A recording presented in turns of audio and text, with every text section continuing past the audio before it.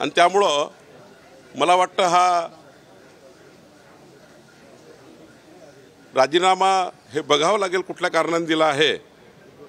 पण काँग्रेस पार्टीमध्ये अंतर्गत धुसफूस आहे आणि मोठ्या प्रमाणावर काँग्रेस पार्टीमधले मोठ्या प्रमाणावर मोठे मोठे नेते हे भारतीय जनता पार्टीच्या संपर्कामध्ये आहे। पण काँग्रेस पार्टीमध्ये मात्र अस्वस्थता आहे। आपण देवळांचं उदाहरण घ्या, बाबा सिद्दीकीचं उदाहरण घ्या, आता अशोक चव्हाणांनी राजीनामा दिला आहे। हे असे पुढच्या काळामध्ये आपल्याला खूप प्रकरणं दिसतील असं मला वाटतं। भाजपमध्ये प्रवेश केल्याची चर्चा आहे। आजच्या वेळेपर्यंत या सेकंदापर्यंत माझ्याकडे कुठलाही प्रस्ताव असा नाही, राज्याचा अध्यक्ष म्हणून आतापर्यंत माझ्याकडे कुठलाही प्रस्ताव आला नाही। बाकीचं मला त्या ठिकाणी सांगता येणार नाही, पण अध्यक्ष म्हणून माझ्याकडे कुठलीही चर्चा याबद्दल नाही। तुमच्या पक्षात तर तुम्ही घ्यायला तयार आहे का? मोदीजींनी विकसित भारताचा संकल्प केला आहे, मोदीजींनी आत्मनिर्भर भारताचा संकल्प केला आहे आणि विकसित भारताला त्या संकल्पाला साथ देण्याकरता आमचा दुपट्टा आणि आमचा विचार आणि आमची विचारधारा कोणी जर स्वीकारत असेल त्यांचं स्वागत आहे। त्यांनी पक्ष सदस्यत्वाचा राजीनामा दिला, त्यानंतर हातानेवर माजी आमदार लिहिलं, त्यामुळे इतक्या तातडीने जर का त्यांनी राजीनामा दिला असेल तर निश्चितच काही बोलणं झालं होतं की काय? काहीही बोलणं झालं नाही आहे अजून, या वेळेपर्यंत माझ्याकडे कुठलाही प्रस्ताव असा नाही। पण विकसित भारताचा संकल्प मोदीजींनी केला आणि या संकल्पाला साथ देण्याकरता आणि आमच्या विचारधारेवर काम करण्याकरता कोणीही तयार असेल त्याच्याकरता आमचा दुपट्टा तयार आहे। अशोक चव्हाणांसोबत याचा काही परिणाम होणार आहे का? कारण की सगळी देशाची लिस्ट आली, महाराष्ट्राची लिस्ट भाजपने दिलेली नाही, किती उमेदवार उतरवणार काय सांगू? आमच्याकडे 3 राज्यसभा उमेदवार निवडून येतील एवढी स्ट्रेंथ आहे। मला वाटतं ही निवडणूक काही फार संघर्षाची होणार नाही।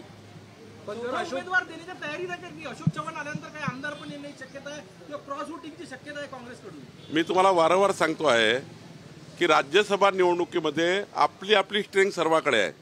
3 भाजपाकडे आहे, एक एकनाथजीकडे आहे, एक अजितदादाकडे आहे आणि बाकी काँग्रेसकडे स्ट्रेंथ आहे। काही त्यांच्याकडे शरद पवार साहेबांचे आमदार आहेत, काही त्या ठिकाणी उद्धवजीचे आमदार आहेत आणि त्यामुळे मला वाटतं त्यांची एक सीट सहज निवडून येईल अशी त्यांच्याकडे स्ट्रेंथ आहे। त्यामुळे या राज्यसभा निवडणुकीमध्ये फार काही त्या ठिकाणी मोठं काही ओळाओळी होईल असं मला वाटत नाही। अशोक चव्हाण आले तर त्याचा भाजपला फायदा होईल का? येणार का? कुठल्याही पक्षप्रवेशाचा फायदा होत असतो, बूथचा पक्षप्रवेश असो, गावातला असो की देशातला असो की राज्यातला असो, प्रत्येकाकडे क्षमता आहे, प्रत्येकाचं वलय आहे आणि त्या क्षमतेप्रमाणे त्या वलयाप्रमाणे पक्षामध्ये फायदा होत असतो। अशोक चव्हाणांसोबत सिद्दीकी आहे, मिलिंद देवरा आहे, यांना राज्यसभेत पाठवणार अशी चर्चा सध्या रंगतीये। मला याबद्दल काही माहिती नाही आहे, पण एवढं नक्की आहे काँग्रेस पक्षामध्ये प्रचंड धुसफूस आहे। जसं जसं मोदीजींचं वादळ महाराष्ट्रात येईल तसं तसे काँग्रेसचे अनेक नेते विकसित भारताचा संकल्पाला साथ देतील। भाजप त्या धुसफुटीवर बारकाईने लक्ष देऊ नये का? अशोक चव्हाणांचा प्रवेश चर्चा सुरू आहे। मोदीजींची गॅरंटी आहे विकसित भारताची, त्या गॅरंटीला मोदीजींनी गॅरंटी दिली आहे। मोदीजीची गॅरंटी ही या महाराष्ट्रामध्ये खूप चालेल। महाराष्ट्राच्या जनतेमध्ये मोदीजीवर विश्वास आहे, मोदीजींच्या गॅरंटीवर विश्वास आहे आणि अनेक नेत्यांना विश्वास आहे की या देशाला बलशाली भारत निर्माण करण्याकरता, हा देश जगातला सर्वोत्तम देश निर्माण करण्याकरता जी क्षमता लागतं ती क्षमता फक्त मोदीजीमध्ये आहे आणि म्हणून मोठ्या प्रमाणावर लोक त्या ठिकाणी मोदीजींना साथ देण्याकरता येत आहेत। हे घर पेटवणार आहे तर आमचं हिंदुत्व चूल पेटवणार आहे। संजय राऊत यांच्याबद्दल आमचे प्रवक्ते उत्तर देतील। भाजप, तुम्ही म्हणता की काँग्रेसमध्ये मोठी धुसफूस सुरू आहे, भाजप त्यावर अत्यंत बारकाईने लक्ष ठेवू नये? नाही, भाजपला बारकाईने लक्ष ठेवायची गरज नाही आहे। मी वारंवार सांगतोय विकसित भारताचा संकल्प मोदीजींनी केला, मोदीजींच्या गॅरंटीवर या महाराष्ट्राच्या जनतेला विश्वास आहे। मी कालही मोठ्या प्रमाणावर पक्षप्रवेश केले, काल जवळपास 3000 पक्षप्रवेश मी केले।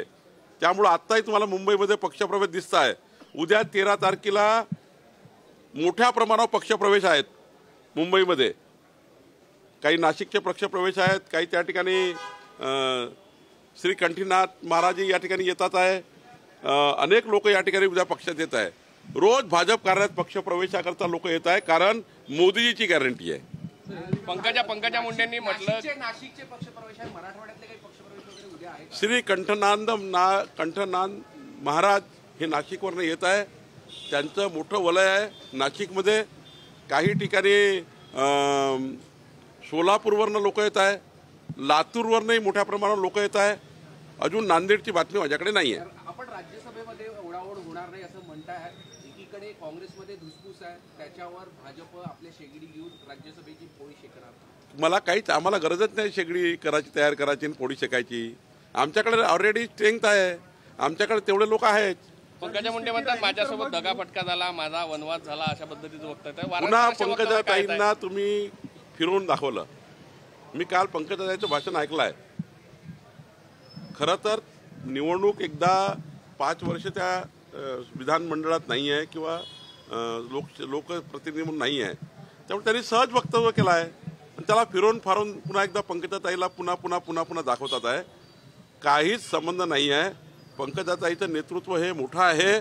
पंकजाताई आमच्या नेत्या आहेत, भारतीय जनता पार्टीच्या नेत्या आहेत, केंद्रीय नेतृत्व आणि त्या केंद्रात नेत्या आहेत.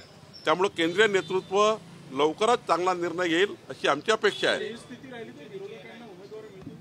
मी आधीच सांगितलं होतं, जसे जसं मोदींचं वादळ येईल तसे तसे महाविकास आघाडीमध्ये उमेदवार कमी होतील. देखिए, मैंने पहले भी कह चुका हूँ कि महाराष्ट्र की कांग्रेस पार्टी में अंदरूनी बहुत कलह है और ये कलह इतना ज़्यादा है कि देवड़ा जी चले गए, बाबा सिद्दीकी चले गए, अशोक चौहान जी ने आज रेसिग्नेशन दे दिया है और ऐसे बहुत से नीचे कार्यकर्ता है. कल मैंने समीर गायकवाड़ करके उनके एक अच्छा जिला परिषद लेवल का कार्यकर्ता 3000 लोगों के साथ पार्टी प्रवेश हुआ. कल कांग्रेस पार्टी के लातूर से नासिक से बड़े पार्टी प्रवेश है. कल एक हमारे राजेंद्र महाडोड़े, वो माड़ी समाज का हमारा नेतृत्व करते हैं महाराष्ट्र का, वो भी पार्टी प्रवेश करने वाले हैं. कांग्रेस पार्टी में बहुत अंदरूनी झगड़े चल रहे हैं और वो झगड़े निपटाने के लिए कोई नेता नहीं है. और उनका नेता जो है, उनका नेता राहुल गांधी जो है, वो ओबीसी को गाली देते हैं. ओबीसी को गाली कैसी सहन करेंगे? माननीय मोदी जी और ओबीसी को लेकर उनके मन में जहर भरा हुआ है और ओबीसी के नाम पर वो राजनीति करना चाहते हैं और ओबीसी समाज को गाली देते हैं बार बार. तो ओबीसी समाज को गाली देने वाले राहुल गांधी के साथ कौन रहेगा? कोई नहीं रह सकता है. इसीलिए लोग छोड़ के जा रहे हैं.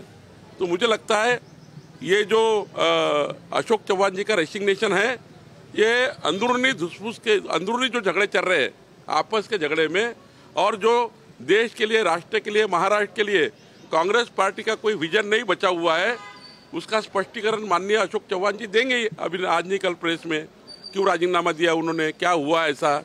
लेकिन भारतीय जनता पार्टी का यही कहना है कि मोदी जी ने जो गारंटी ली है, विकसित भारत का संकल्प किया है, वो संकल्प को साथ देने के लिए भारतीय जनता पार्टी में कोई आना चाहता है, उसके लिए हमारे पार्टी में उनका स्वागत है. हमारा उनका गमछा हम उनको देंगे और हमारे विचार की भावना, हमारी विचारधारा है, वो विचारधारा पे वो काम करने के लिए कोई तैयार है तो हम सबके लोग लेने को तैयार है.